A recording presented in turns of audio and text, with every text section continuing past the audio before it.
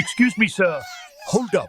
Did you just stroll in here without watching part one? Rookie move. Go handle that and then come back. We'll still be here. All right, let's move on and take a look at the liquid part next. As shown in the diagram and photo, suction occurs on the lower side, while discharge happens simultaneously on the upper side. The part marked as X in the middle cannot be seen from the outside, but inside, it is actually sealed off, so there is no connection between the lower side and upper side. These photos show the specific area for suction and discharge. There's no need to go down to the pump room, you can simply refer to these photos instead.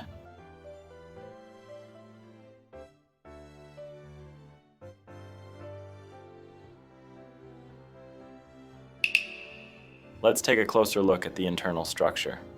What you're seeing now is the diagram provided in the manufacturer's manual. I've zoomed in to give you a more detailed view. As the piston of the stripping pump moves up and down, suction and discharge occur simultaneously. If you take a close look, I think you'll understand. Pretty simple, isn't it?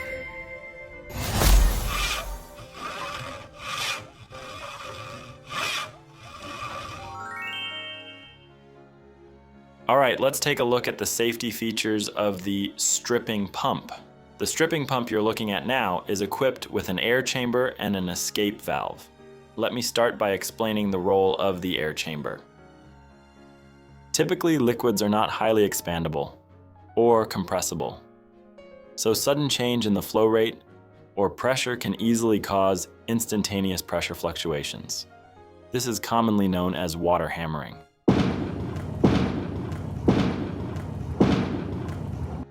An air chamber is installed on the discharge side of the pump to prevent water hammering. It refers to a section of piping that contains air.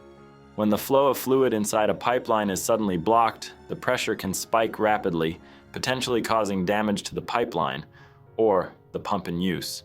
To prevent this, an air chamber is installed on the discharge side of the pump. Its purpose is to absorb shock pressure using the elasticity of compressed air. Now let's think about this carefully. If we assume the stripping pump is operating and discharging cargo oil, without the air chamber, the vibrations caused by the pump's P-wung-chik, P-wung-chik, P-wung-chik motion would be directly transmitted to the pipeline and the pump's body. That's why the air chamber is attached to absorb and reduce those vibrations and impacts. Think of it as a spring working to cushion the impact. It's one of those components that sparks your imagination, doesn't it? Now let's talk about the final component of the liquid section, the escape valve, or what we often call the relief valve. As you can see in the photo and diagram, this is the escape valve, also called a pressure relief valve. Do you still remember what I explained earlier about the escape valve's setting pressure being 16.5 kg? The setting pressure of the escape valve is typically set 10% higher than maximum capacity pressure of the pump. For this pump, the 100% capacity pressure is 15 kg. Adding 10% to that gives us a setting pressure of 16.5 kg. This is the way the escape valve is set to 16.5 kg. The structure is simple. As shown in photo, the setting pressure is adjusted using a powerful spring. When the pressure inside the pipeline reaches the set value, the valve gradually being to open under the force of that pressure. At the same time, the liquid passing through the valve is immediately suctioned back into the pump, causing the pressure to drop on the discharge side of the stripping pump. It's important to note that while this is a safety mechanism, it's classified as a pressure relief valve, not a safety valve. Let's take a moment to clarify the difference between a safety valve and a relief valve before we proceed. A safety valve opens all at once when the pressure reaches the set value, releasing pressure quickly to protect the system. Relief valves, on the other hand, operate more gradually. As the line pressure rises and reaches the set point, the valve opens proportionally to the pressure increase, preventing sudden changes in the pipeline. As the pressure increases further, the spring inside the relief valve compresses slightly, opening the valve just enough to redirect fluid back to the pump suction to lower the pressure. Another key difference is that the relief valve cannot be manually opened or closed, whereas the safety valve can be operated manually when needed. I've created a simple animation, but it may not fully capture what I wanted to convey. I appreciate your understanding. A relief valve doesn't function like a safety valve that instantly releases pressure with a pop. Since the cargo operation is in progress even at high pressure, the system must sustain its capacity. The relief valve allows the operation to continue smoothly, even when reaching 100% design capacity. This is a demonstration video of a safety valve in operation. While it might look similar to a relief valve, the key difference is in how it opens. The safety valve opens instantly when the pressure hits its maximum design capacity, followed by a sharp drop in pressure. Relief valve and safety valve can look confusingly alike, but they serve different purposes. I hope this video gives you a clearer understanding. Now let's move on to the fifth section, maintenance and other related topics. The stripping pump is equipped with an auto-lubricating system that automatically supplies lubrication to critical friction points during operation. This system is called the auto-lubricator. Do you see the small rectangular oil tank in the center of the stripping pump? That tank contains turbine oil. The turbine oil inside the tank is automatically supplied to key area to prevent damage caused by friction during operation. This is the liquid piston rod gland packing shown in the photo. It is made of non-asbestos fiber, essentially a Teflon-like material. When the piston rod moves up and down, friction generates heat, and the constant motion can cause wear and tear on the gland packing. To reduce this wear as much as possible, turbine oil is applied for lubrication. Looking at the current condition of this stripping pump, it might be necessary to either tighten the bolts or replace the gland packing. Before replacing it, we'll need to familiarize ourselves with its structure first, don't you think? Now, I'll explain its design and guide you through the replacement process.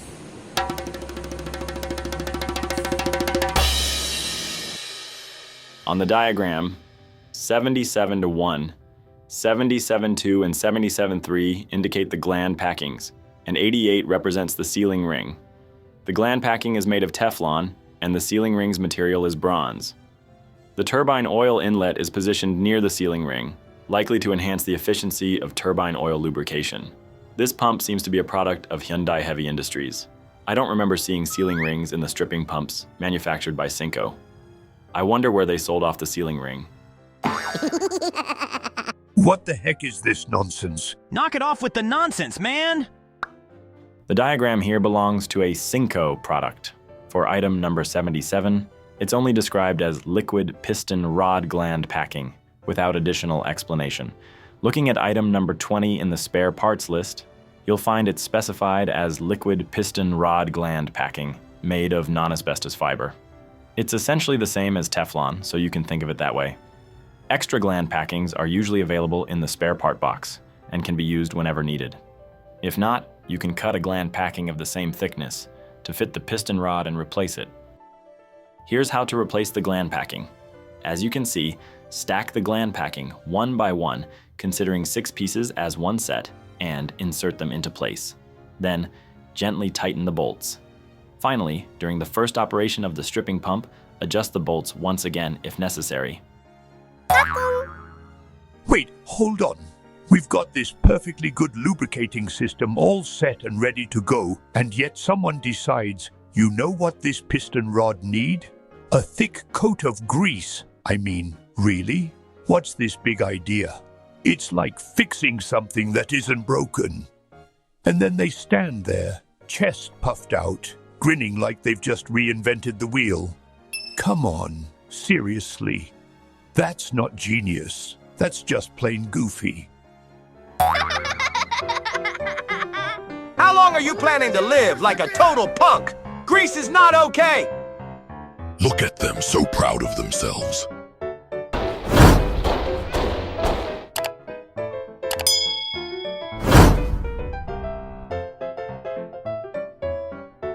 Do it properly or don't do it at all, man.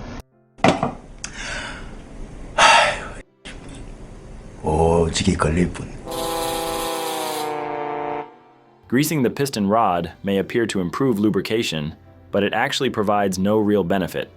In fact, it makes the gland packing wear out faster. As time passes, the heat from friction causes the grease to harden upon cooling, leading to additional drawbacks.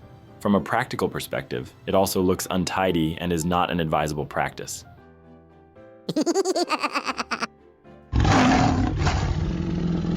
Would you like to take a look at the vessel you are currently on? If grease has been applied to the piston rod like this, it would be best to wipe it off. From a technical standpoint, lightly applying turbine oil afterward could be one possible approach. When wiping it off, be careful not to scrub too hard like this. If you overdo it, you might accidentally damage the piston rod. Instead, it should be wiped gently and carefully.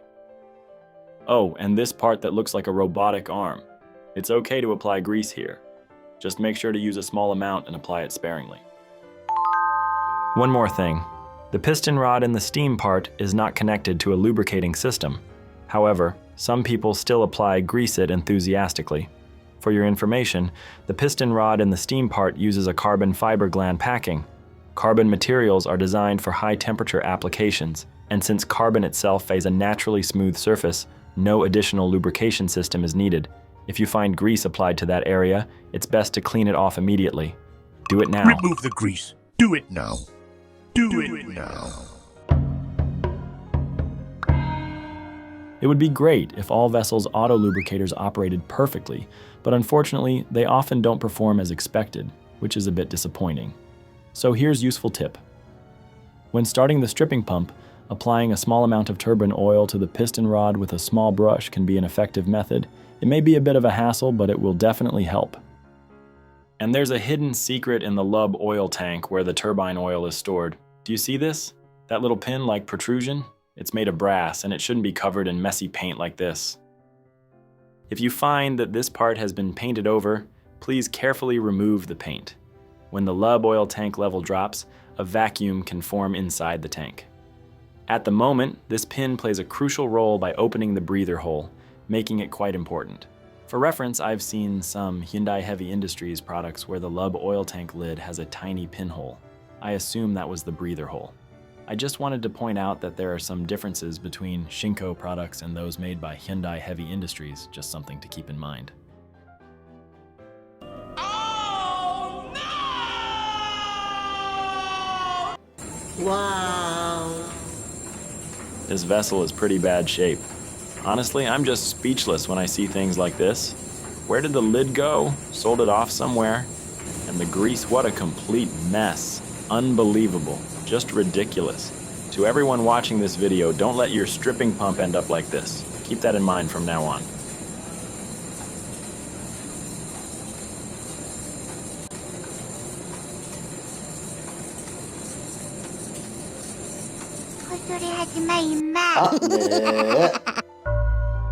If you ever need to replace the gland packing in the liquid part, first, make sure to open the drain valve attached to the stripping pump body to check for any remaining pressure inside.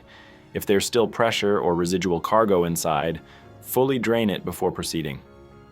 Only when you're absolutely sure it's safe should you start the replacement work. If you just assume it'll be fine and try to replace the piston rod gland packing without checking, boom! Instant regret. Oh, Mayday, Mayday, Mayday. We've got a situation. Oh my God. In such cases, the residual cargo could be ejected with such high pressure that even two hands won't be enough to stop it, leading to a serious mess. So, be careful. Don't forget to drain, drain, drain, again and again. Always try to double check. Almost finished. All right, we're almost done. Now, let's talk about the pump stainer. Every once in a while, you may need to open and clean the strainer. When you do, always make sure to open the drain cock attached to the cover to check for any remaining pressure. If there is still pressure inside, fully release it first, and then carefully open the cover. But sometimes when cleaning the strainer, you'll find all sorts of unexpected and bizarre things inside. Rags, bolts, nuts, plastic scraps, packing materials, you name it. Do you see it? A shelf handle just came out. Where did the shovel blade go? Who knows? Seriously, the things that show up in here are unbelievable.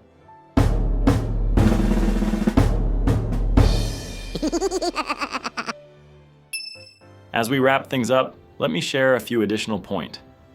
How reliable do you think the stroke reading from the cargo control ROM is? Are you fully satisfied with the stroke counter data from the stripping pump? There are two methods for transmitting stroke information. First, using electrical signals. Second, using a pneumatic system. Everything we've discussed so far pertains to equipment that transmits stroke counter using a pneumatic system. This system relies on maintaining proper air pressure and keeping the airlines in good condition to ensure more accurate signal transmission. However, despite this, most users simply use the system without much attention or care, which is quite unfortunate. The key point is to regularly drain the condensate water from the airline and properly set the air regulator pressure to the correct level. It's also important to frequently check and maintain the stroke transmitter to ensure it's working properly. Additionally, if necessary, you may need to perform air blowing on the long airline that runs from the stroke transmitter in the pump room to the stroke converter. However, this should only be done if you suspect that a significant amount of water has accumulated in the airline. Why does condensate water build up? This can happen when the air supplied by the engine room air compressor is not sufficiently dry or when the air regulator fails to function properly.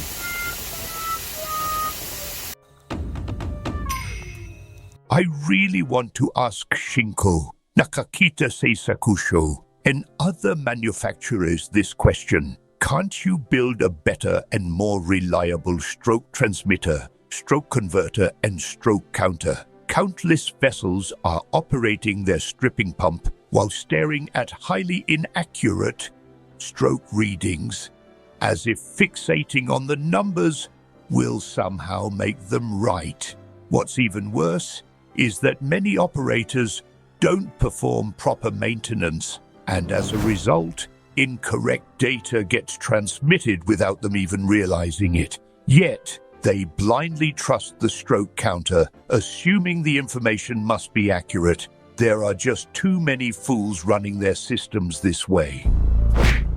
From a user's perspective, there are clear areas that need improvement. However, manufacturers continue to produce and sell these systems exactly as they were originally designed, without any meaningful upgrades or improvements. So, is it because you are foolish? Or are you just too smart to care? Now that we are in the age of AI, isn't it time to modernize your products and improve outdated systems? Would it be possible to upgrade your products into a more advanced and reliable system that aligns with today's technology?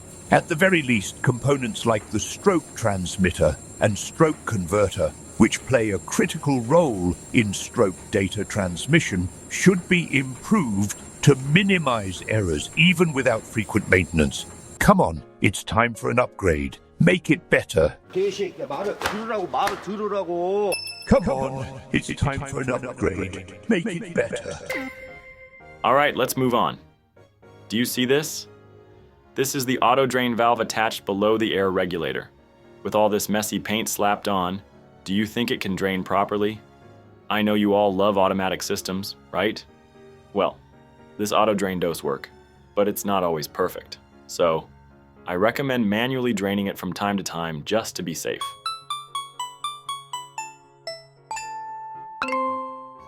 And now, take a look at this transmitter.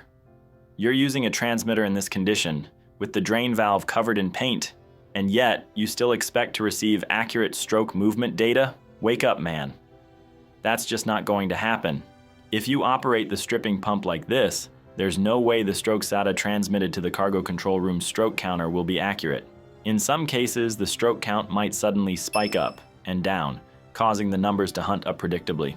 Your stress level will go through the roof, and instead of realizing it's an error, you'll sit there wondering, why is this happening? Coming up with all sorts of wild theories. Honestly, it's hilarious, but also frustrating. So please, let's stop doing this. Take the time to understand the system properly, perform the right maintenance, and use it correctly. Sometimes deck officers ask, When should the stripping pump be prepared? that's a great question. Ab, the answer is clear and straightforward. It's already written. VIQ 847. Shall we take a look? Here's what it say. Is the bilge pump in good order and can it be operated from a position outside the pump room? To break it down, this means that the stripping pump should always be ready for use, whether before loading or discharging. And most importantly, it must be operable without anyone having to enter the pump room. Why? Think about it carefully, and you'll understand. When working on a vessel, you never know what might happen in the next second or minute. That's why being prepared for emergencies is crucial, so make sure to always keep this in mind. Here's a great example from an actual vessel. Ensure the stripping pump is drained, warmed up, and ready for use at any time. Thank you for sticking with me and watching until the end. If you've made it this far, congratulations. This little toy is now yours. I hope you always have a great time and stay happy. Once the next topic you need is ready, I'll see you again. Goodbye for now, and I'll see you again. 1, 2, 3, 0. 1, 2, 3, 0. 1, 2, 3, 0. Let's go!